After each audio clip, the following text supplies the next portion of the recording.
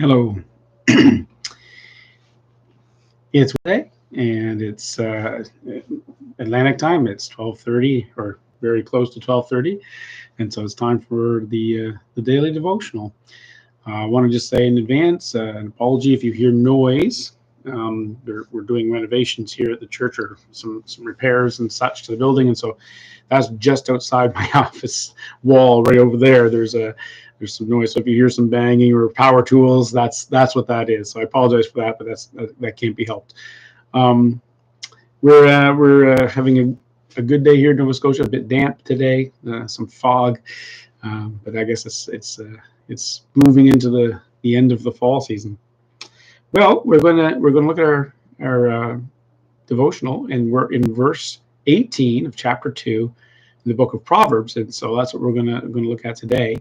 And just to remind us of what's happening, book, the second chapter of Proverbs is having this progression of thought. It's talking to a son, and it's saying, "Son," which is us, right? So, son, if you would follow after wisdom, if you'll pursue it, if you'll listen to it, if you'll treasure wisdom, then it will protect you in life. And then it uses these two personas as examples of the things it'll protect you from. It talks about the man of perverse speech, the trickster, the guy who deceives you, right? The people in life that deceive you, the life situations that deceive you. So there's the perverse man, and then there's the adulterous woman, which is the part we're in now. And the adulterous woman is not the one who tricks you as such, but rather the one that seduces you and draws you away from the paths of good and morality and righteousness. And so that's the context. And when we get to verse 18, it's describing this adulterous woman and how dangerous that persona is. That it's an image, of course, but that's the danger. And so in verse 18 it says, "For her house sinks down to death, and her tracks lead to the dead." Now that's pretty grim. I actually find the image of this verse and tomorrow's devotional, verse 19. So I'm actually going to read it today as well. We'll come back to it tomorrow. But verse 19 goes on to say, "None who go to her return again, nor do they reach the paths of life." And I find that those two verses together are an interesting description, because, as I'll talk about tomorrow, the idea of the almost like the siren that lures the sailor into the water. It's kind of that image, right? But we'll talk about that tomorrow. Today, I want to talk about this first half of it, which is that her house, the adulteress that seduces us away from wisdom, that seduction we can have in our life away from God and morality and righteousness and wisdom. It seduces us to a house that sinks, and it sinks down to death, right? And her tracks, it's a path, right? But the tracks lead to the dead, like to people who've gone down this path die. That's the idea. And so it's kind of a bait and switch idea, isn't it? It's like the seductress says, "Here, you can have a home, you can have a place, a house, right? Come to my house." And it's this lure of flattery and promise of pleasure and all whatever goes with it. But the house sinks and goes into death, right? So it's a bait and switch. It's like you can have good, but you end up with death. You'll enjoy being with me, but you end up dead. So that's kind of the idea that's being presented here in this part of Proverbs. So that with that idea in mind, let's just talk a little bit about that. So our 4 questions today on this idea of the house that sinks to death. Question 1 is, does it mean literal death? Is this proverb talking about literal physical death? And I would say it includes that idea. Now, not just that idea, but it does include even the idea of a physical death. It can. Many people who abandon a moral lifestyle do fall into lifestyles that are actually quite, well, at the very least, unhealthy for them, but can actually be even violently bad. I mean, if you think about the kind of the worst case scenarios of people that end up in lives of drug addiction, or in lives of street gangs or whatever else, you think about those really extreme cases, and well, then as Jesus once said, one who lives by the sword dies by the sword. Like you can't go down that path and end up having a wonderful life. They very often, it actually is literally physical death. Sure. So there's that. It does include literal death, but it also includes, I would argue, it also includes other types of death, like the death of your emotions, for instance.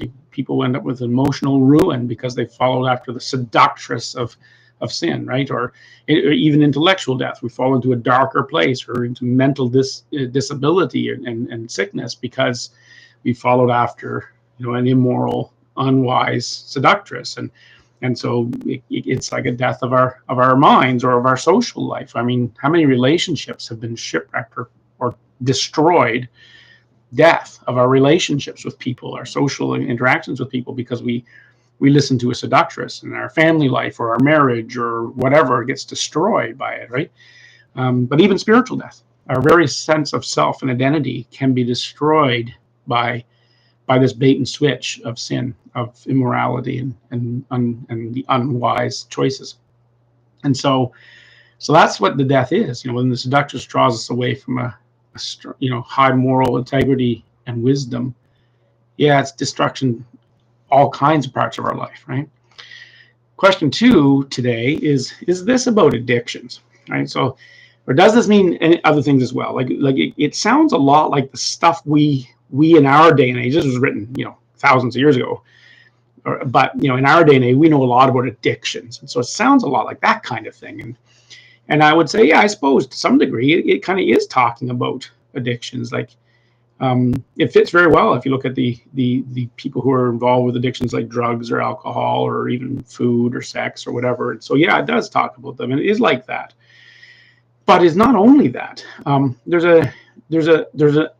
A human has the ability to become addicted to almost anything, because addictions aren't always physical in nature. They're often, actually, very often, psychological, or what we say, of the soul, right? They're of the mind and the emotion. And we can actually be addicted to any drive or any appetite that we have. And so that includes good things, by the way. We can become addicted to very good things and actually pursue them with a fervor. But which is what I would argue Proverbs is saying by being married to wisdom. Like, if you're going to be addicted to something, be addicted to good. But if we listen to the seductress and we allow our appetite for something ungodly to draw us away, you can be addicted to anything. You can be addicted to, and I would say lots of people are, to things like affirmation, praise, or being thought well of by people. Or you could be addicted to intrigue or drama, right? And you want to have, some people are never happy until they're unhappy. Or you can be addicted to deception and getting away with things, and to winning, or to, there's so many different areas of our life. And if we decide to walk an immoral path to feed the desire for these things that aren't really right, it's like the seductress got a hold of you and said, you don't have to be godly, pursue that made you feel good, right? And so then you do, and then it becomes a way of life, and it becomes increasingly difficult to ever get out of that again. And it's like the house sinks into death, right? And it destroys some part of your life. And that's the idea. So question 3, maybe it's okay to go into one of these things if in the bait and switch situation, right? Maybe it's okay if the fish gets the bait anyway, and some people, they think this way, right? They're like, well, I know this isn't the best choice for my life, but if I'm going to get to eat the bait, then I'm willing to eat the hook. And that's part of the sad part of this whole thing. That's one of the sad parts of the bait and switch is, you kind of get to eat the bait, but often it actually is more switch than bait. The seductress offers the pleasure, and you may get some level of that pleasure to start with, but it gets taken away before you know it. And that's the real insidiousness of that, right? And I've seen it many, many times. People who choose a course of life because they think it's going to be better, they leave their wife, or they start to take a habit of stealing it from their boss at work or whatever, and they think, or they leave God. They leave God, and they think, I'm going to have a better life because I've made this choice, and I'm going to get what I want, and I'm willing. I know it's not the best choice, but I want this, and they convince themselves that getting the thing is better, but they get the thing so briefly, and then their lives actually fall apart. It's a real deception. It's the lie is that you can't have pleasure and satisfaction being a moral good person. That you can. Life is so good. It's a lot of work, but it's good. Question 4. Some people would say, I've seen Christians who are living miserable lives. They're people that say they follow God, and yet they have these hard, miserable lives, or their lives are kind of falling apart. So what's the difference, right? So some people will think that way, and to that I would argue this: you're not seeing what you think you're seeing. There's a couple things. One, some Christians suffer hardship, but not because of their choices, but because of choices people around them that they love have made. Because one of the things Christians do is we reach out to people and we love people, even if they have walked the path of destruction.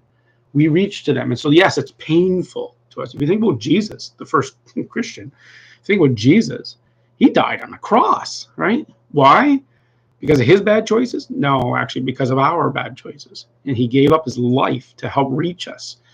And that's part of the love of a Christian. So for some cases, you see a Christian whose life seems to be a bit of a wreck. It can actually be that they're actually just trying to help and love people in their lives who've made bad choices. That's one answer. But another is this: some people say they're Christians and they're not. Just because someone says they are, they go to church on Sunday or whatever, or they wear a crucifix around their neck, doesn't mean they're actually Christians.